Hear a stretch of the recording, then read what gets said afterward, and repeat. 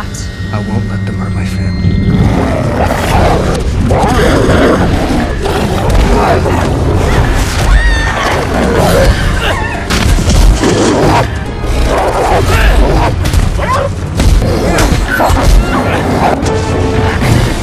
Stop! It's over! Kamusta kayong lahat? Nandito na naman tayo sa Filipino Chill Recap.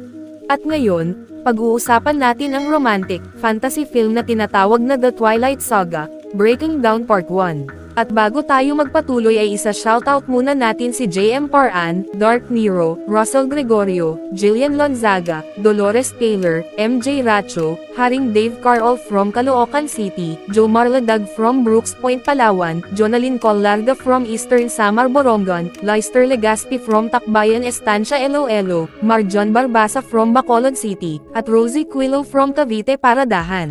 Maghanda na kayo dahil sa mga spoilers na darating. Makikita natin si Jacob na tumatakbo sa gitna ng ulan, hinuhubad ang damit habang unti-unti siyang nagiging lobo at naglalaho papunta sa kagubatan. Kaka-receive lang niya ng wedding invite ni Bella at Edward, at mas gusto niyang ilabas ang galit niya mag-isa. Samantala, natanggap na rin ni Charlie ang imbitasyon pero halatang hindi siya masaya tungkol dito. Si Renee naman, sobrang tuwang-tuwa at halatang excited para sa malaking araw ng anak niya. Sa bahay ng mag-asawang vampira, si Alice ang in charge sa lahat mga damit, bulaklak, altar, lahat-lahat. Determinado siyang gawing perpekto ang kasal. Pero napapansin ni Bella na parang may iniisip si Edward. Kinagabihan, habang nag-eempake siya sa bahay, biglang pumasok si Edward sa bintana. Tinanong siya nito kung sigurado ba talaga siya sa lahat ng ito, sinasabi na hindi pa niya lubos na kilala kung sino siya. Ngumiti si Bella at nagbiro kung hindi ba siya birhen, na nakapagpagaan ng tensyon. Doon na siya nag-open up. Sinabi ni Edward na ilang taon matapos siyang maging vampira, pinapatay niya ang mga kriminal para mapawi ang uhaw niya.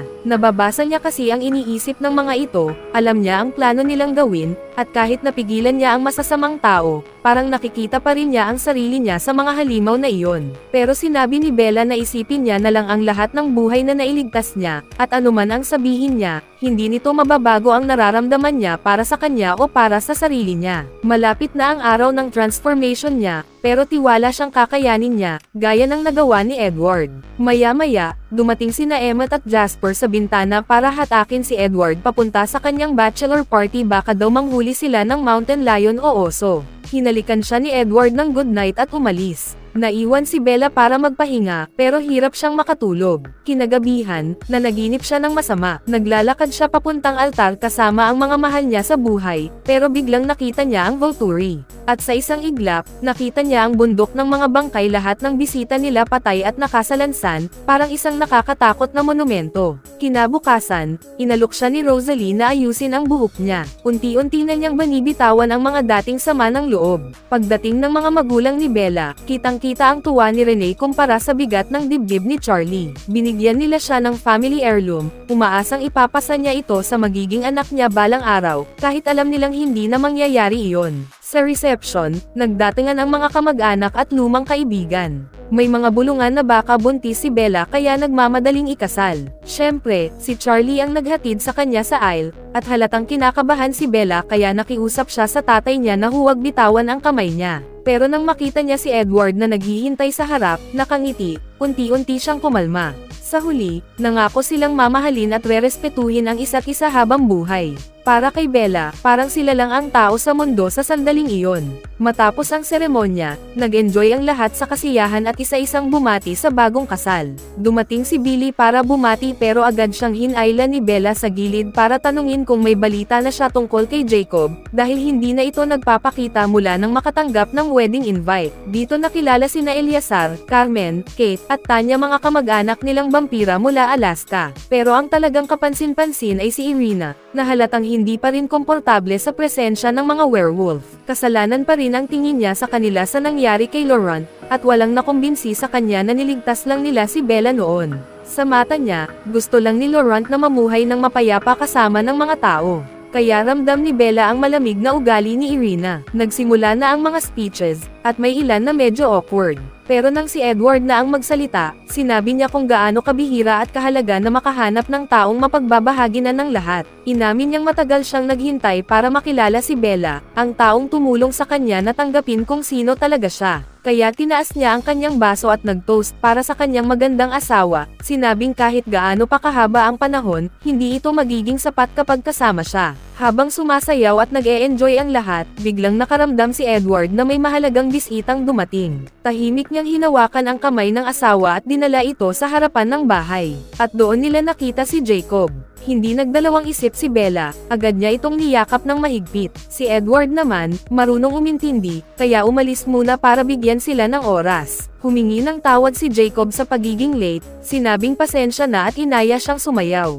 Ipinaliwanag niyang sobrang tagal niyang nanatili sa anyong lobo na halos nakalimutan na niya kung anong pakiramdam ng maging tao ulit. Pero hindi lang pala iyon ang dahilan ng pagpunta niya. Ramdam niyang may nakamasid sa kanila mga miyembro ng tribo na nakatayo sa gilid ng kagubatan. Pero sabi niya, gusto lang niyang ma-enjoy ang huling gabi niya kasama si Bella, ang huling gabi niya na tao pa siya. Agad siyang itinama ni Bella. Sinabi niyang hindi iyon ang huling gabi niya bilang buhay na tao. Nagdesisyon sila ni Edward na mag-honeymoon muna bago harapin ang sakit ng transformation. Nalito si Jacob, at agad siyang nag-isip na baka delikado ito. Iniisip niyang pabaya si Bella at hindi iniisip ang panganib na baka saktan siya ni Edward habang tao pa siya. Pero para kay Bella, hindi na niya kailangang ipaliwanag pa. Nang halos sumabog na ang galit ni Jacob at muntik na siyang saktan, biglang dumating si Edward ng sobrang bilis at pumagitna bago siya masaktan.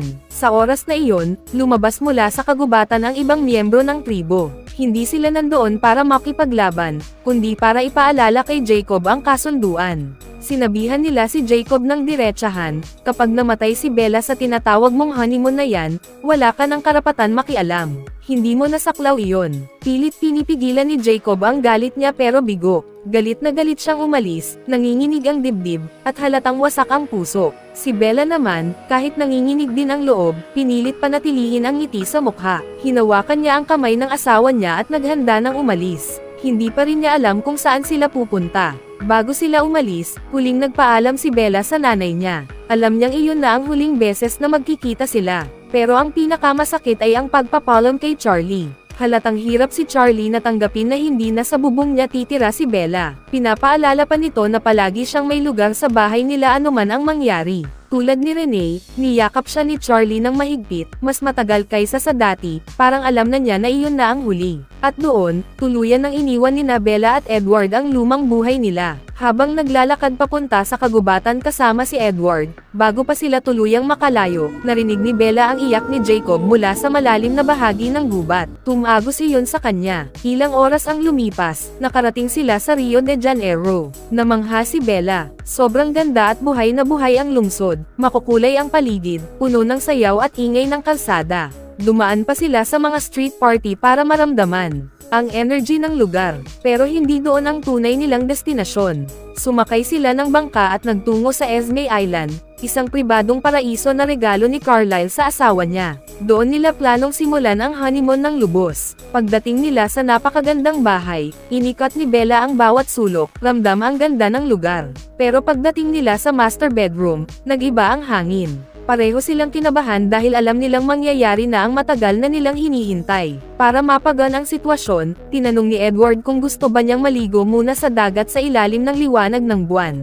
Tumanggaw si Bella pero sinabi niyang kailangan muna niya ng kaunting oras para sa sarili. Pag-alis ni Edward, dali-daling pumasok si Bella sa banyo. Gusto niyang gawing perpekto ang gabing iyon. Nilinis niya ang hininga niya, inayos ang buhok, at siniguradong malinis at maayos ang balat niya. Nang hanapin niya ang swimsuit niya, nalaman niyang puro lingiri lang ang ipinadala ni Alice. Kaya, huminga ng malalim si Bella at nagdesisyon na lumabas na lang ng ganoon. Pumasok siya sa dagat na pinapailawan ng malamlam na buwan. Papalapit si Edward, unti-unting lumiit ang distansya nila. Tinitigan siya nito sa mata at pinaalala na nangako siyang susubukan, humingi ng tawad sakaling may mangyaring masama o kung aksidenteng masaktan niya si Bella. Pero buo ang tiwala ni Bella sa kanya, kaya hinayaan niyang madala siya sa sandali. Sinubukan ni Edward na damhin ang bawat saglit, pero alam niyang kailangan niyang mag-ingat. Isang maling galaw lang, pwedeng ikapahamak ni Bella. Kinabukasan, nagising si Bella sa gulong-gulo nilang kwarto, gusot ang mga kumot, nagiba ang mga kasangkapan, at punit-punit ang mga unan sa kagat ni Edward dahil pilit niyang pinigil ang sarili.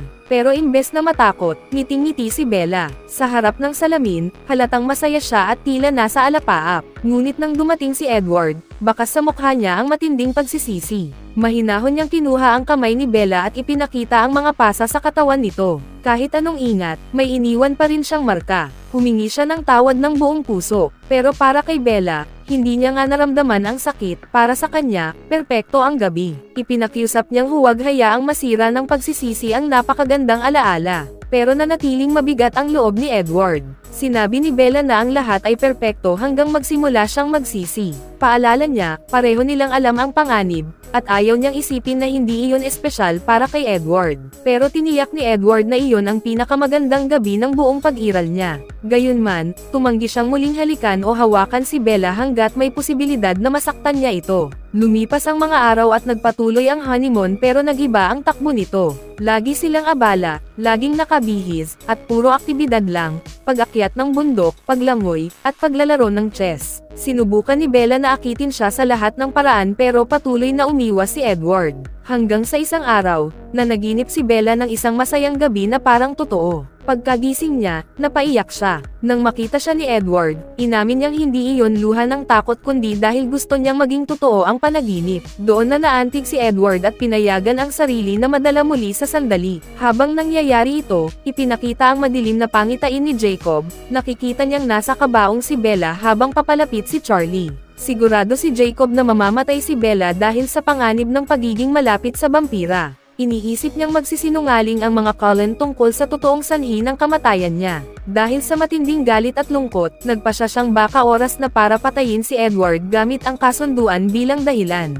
Pero pinigilan siya ni Sam, pinuno ng pack, sinabing hindi banta ang pamilya ng mga vampira. Tinanong pa siya ng mga kasama kung kaya ba niyang patayin si Bella kapag bumalik itong immortal. Si Leia naman, sinabing dapat kalimutan na niya si Bella at tinanong kung na-imprint ba siya dito. Nanahimik lang si Jacob, ibig sabihin, hindi pa. Para sa iba, swerte ang mga na-imprint, pero nang makita nila na si Quill ay naka-imprint sa 3 taong gulang na pamangkin ni Emily, sinabi ni Jacob na hindi sila talagang malaya. Jeans lang ang nagtutulak sa kanila na isipin na masaya sila. Balik sa Brazil, dumating ang mga caretaker para ayusin ang magulong kwarto. Pero napansin ni Bella na kakaiba ang kilos ng babae. Ipinaliwanag ni Edward na may hinala ito tungkol sa kanya dahil galing ito sa tribong may mga sinaunang alamat na pinapasa-pasa. Kinagabihan, iniwan ni Edward si Bella na natutulog habang siya ay nangangaso. Kinaumagahan, nang makita ni Bella ang note na iniwan niya, nagpasya siyang gumawa ng makakain.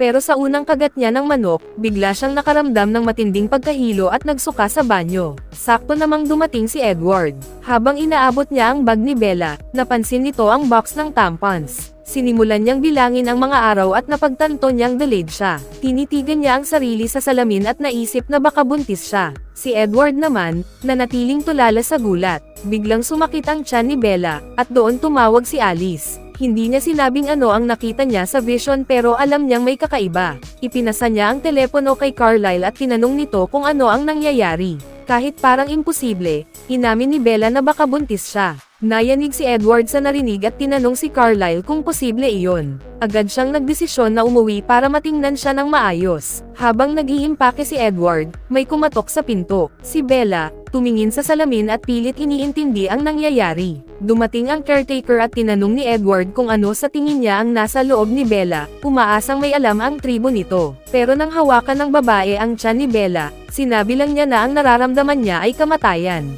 Nangako si Edward na hindi niya hahayaang may mangyaring masama kay Bella. Plano ni Carlisle na tanggalin ang kung ano man ang nasa loob niya, pero tumanggi si Bella. Kaya habang abala si Edward sa pag-ayos ng flight, palihim siyang tumawag kay Rosalie para humingi ng tulong.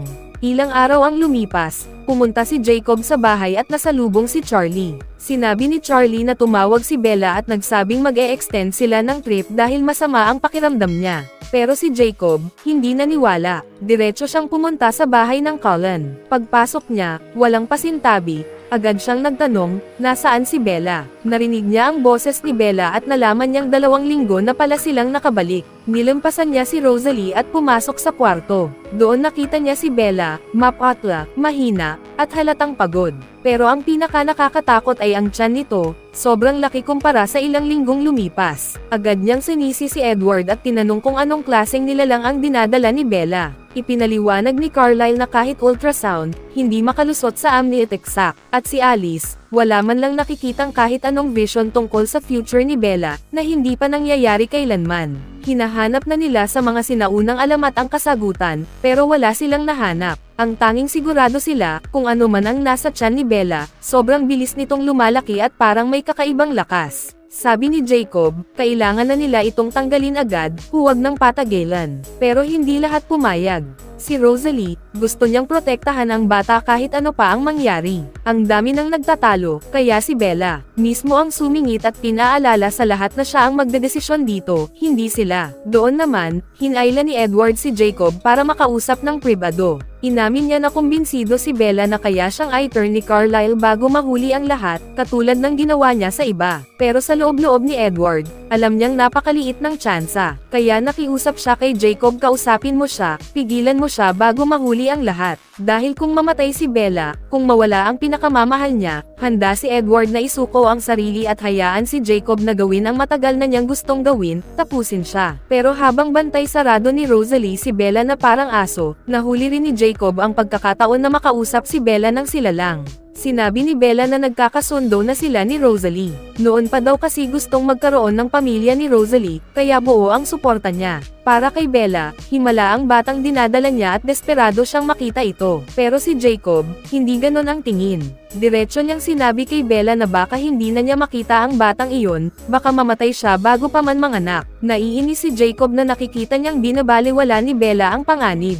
Paulit-ulit siyang nakiusap na itigil na niya ang pagbubuntis kung gusto pa niyang mabuhay. Pero nanatiling matatag si Bella at kalmado niyang sinabing magiging maayos ang lahat. Wala nang masabi si Jacob at umalis siyang mabigat ang loob, bitbit ang katotohanang alam niyang masama ang kahihinatnan nito. Paglabas niya sa gubat at nag-shift sa anyo niyang lobo, sumisigaw na sa isip niya ang lahat ng iniisip niya. Nang magkita-kita sila ng buong pack, malinaw ang utos ni Sam kung ano man ang nilikha ng mga Cullen sa loob ng bahay, hindi nito makokontrol ang pagkauhaw nito sa dugo, at kapag ipinanganak na ito, buong bayan ang malalagay sa panganib.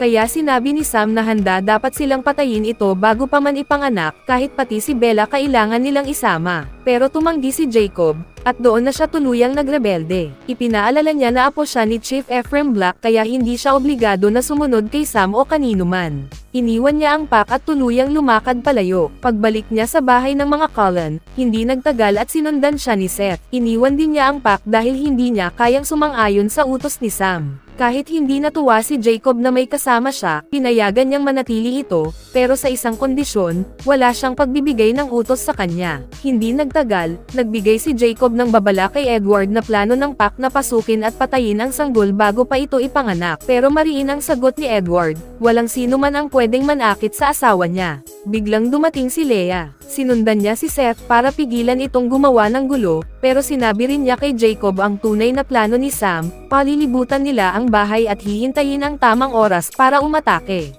Wala na daw silang pakialam sa kasunduan. Agad nagmadali si Jacob na balaan ang pamilya Cullen. Seryoso nilang pinasalamatan si Jacob sa pagpanig sa kanila. Nang gabing iyon, nagsimulang magbantay ang mga lobo sa paligid ng bahay. Napansin ni Jacob na hindi na niya marinig ang boses ng pack sa isip niya. Ganon din si Leah. Kahit ayaw pa rin ni Jacob na manatili si Leah, nakiusap siya na bigyan siya ng pagkakataon. Nangako siyang susunod sa lahat ng utos niya, basta huwag lang siyang pabalaykan sa pack na pinamumunuan ng dati niyang kasintahan. Kaya pumayag si Jacob na manatili siya. Samantala, sa loob ng bahay, lalong lumalala ang sitwasyon.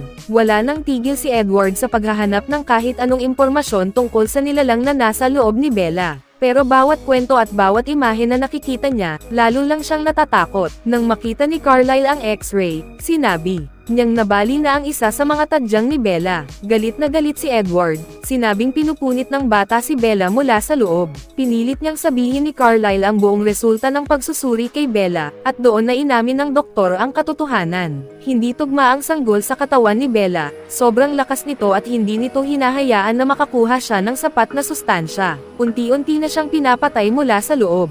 Posibleng hindi kayanin ng puso niya hanggang sa mga naksya, at kahit may venom pa si Edward, may mga kondisyon na hindi nito kayang ayusin. Pero kahit ganoon, nanindigan si Bella na ipagpapatuloy niya ang pagbubuntis. Mas lalo lang nalugmok si Edward. Para sa kanya, parang iniwan siya ni Bella at pinili ang bata kaysa sa kanya. Pakiramdam ni Bella, wala na kahit ang asawa niya sa panig niya. Si Rosalie na lang ang tanging kumakalinga sa kanya habang si Edward ay walang nagawa kundi panoorin siyang unti-unting nauubos. Isang gabi, matindi na ang pagduduwal ni Bella pero wala na siyang may suka. Wala nang makaisip kung paano siya papakainin para makuha ng bata ang kailangan nito. Hanggang sa mabasa ni Edward ang isang sarkastikong isip ni Jacob, baka hindi pagkain ang gusto ng bata, baka dugo, kaya agad nilang sinubukan. Pinainom nila si Bella ng dugo at unti-unting bumalik ang tibok ng puso niya sa normal. At doon nagsimulang magkaroon ng pag-asa ang lahat. Simula noon, araw-araw nang umiinom si Bella ng dugo. Habang iniaabot ni Edward ang panibagong baso sa kanya, narinig niya itong kausap si Charlie sa telepono. Sinabi niya sa tatay niya na bumubuti na ang pakiramdam niya at kaya pa niyang ituloy ang natitirang bahagi ng honeymoon nila. Pero gusto nang malaman ni Charlie kung kailan siya uuwi. Pinipigilan ni Bella ang pag-iyak, sinasabi niyang pupunta siya sa Switzerland para magpagamot, parang nasa spa lang daw siya. Pinapakalma niya si Charlie na isipin siyang babalik sa dati. Nakikinig si Edward sa buong usapan, at doon siya tuluyang natunaw. Humingi siya ng tawad sa asawa niya sa lahat ng panahong iniwan niya itong mag-isa. Doon niya unang naisip kung ano ang ibig sabihin ng pagiging ama. Biglang narinig niya ang isang boses, ang isipan ng kanilang anak. Alam niyang masaya ang sanggol at ramdam nitong mahal siya ng kanyang mga magulang. Pero bago pa matapos ang moment na iyon, sinabi ni Carlisle na bukas na pwedeng manganak si Bella kaya kailangan nilang mangaso ngayong gabi. Pero binalaan sila ni Jacob, kung aatake si Sam, kahit si Emmett hindi sapat ang lakas. Pero handa ang lahat, kung mamatay man sila, lalaban sila para kay Bella dahil pamilya na siya. Dahil doon, pumasok sa isip ni Jacob ang isang ideya. Nagpunta siya sa gubat at hinarap ang dating mga kapatid. Nakiusap siyang tanggapin ulit sina Seth at Leia sa pack para hindi siya mapahamak. Nangako siyang kapag ipinanganak na ang bata, siya mismo ang tatapos dito. Pero ang totoo, distraction lang ito para makaalis sina Carlisle, Emmett at Esme para mangaso at makakuha ng mas maraming dugo para kay Bella.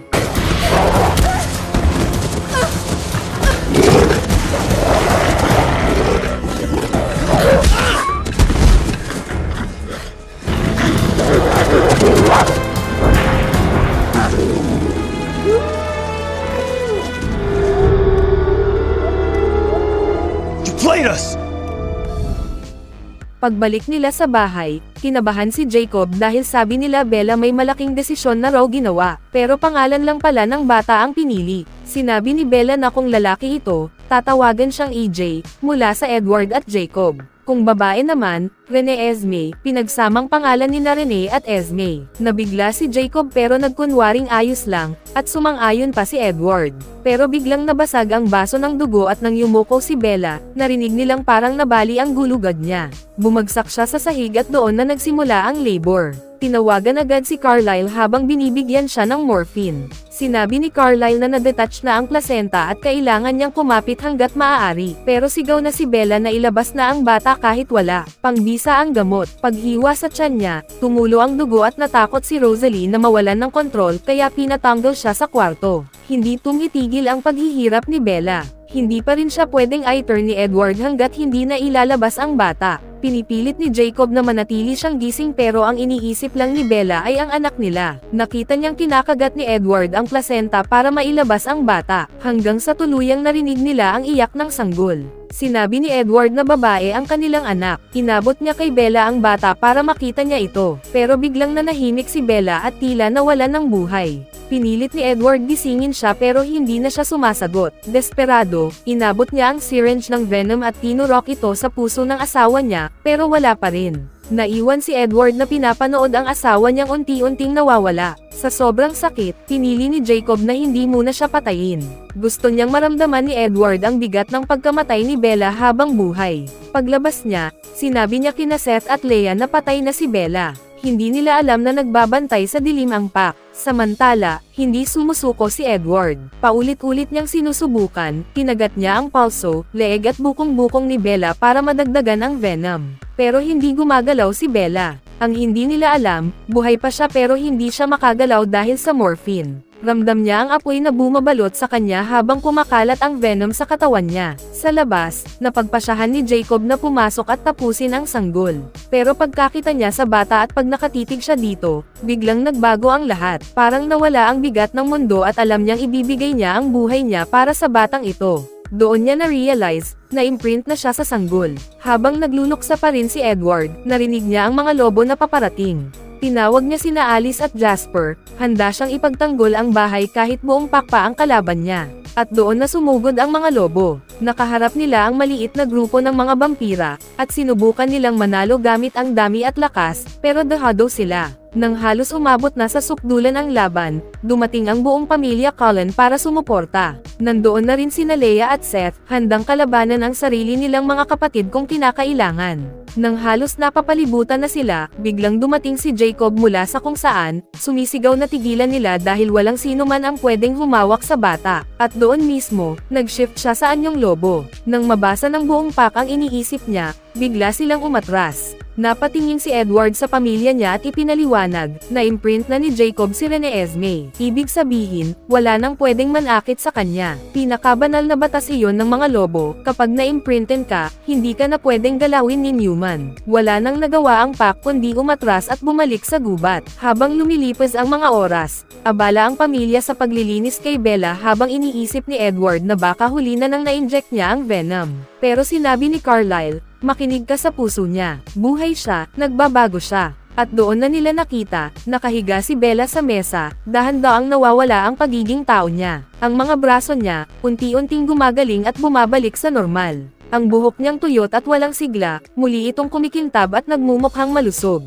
Nang tamaan ng venom ang kanyang nabaling gulugad, parang walang nangyari at nagdikit muli ang kanyang mga buto. Pumuti ang kanyang balat, bumalik ang kulay ng kanyang mga labi, at nawala ang mga eye bags niya. Kasabay noon, parang may mga alaala na rin siyang unti-unting banibitawan, pero pinipili ng isip niya na hawakan lang ang pinakamahalaga. Hanggang sa tuluyang marinig ng lahat ang huling tibok ng puso niya, at natigilan silang lahat, walang nagsalita, alam nilang nagsimula na ang bagong buhay ni Bella bilang isang immortal. Sa eksena pagkatapos ng credits, naputol ang tanawin at napunta tayo sa Italy, kumalat na ang balita tungkol sa pagbabagong naganap kay Bella, at doon makikita si Arrow, nakangiti, may bago siyang plano.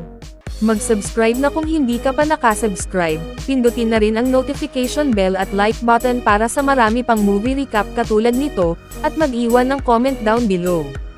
And as always, thank you for watching.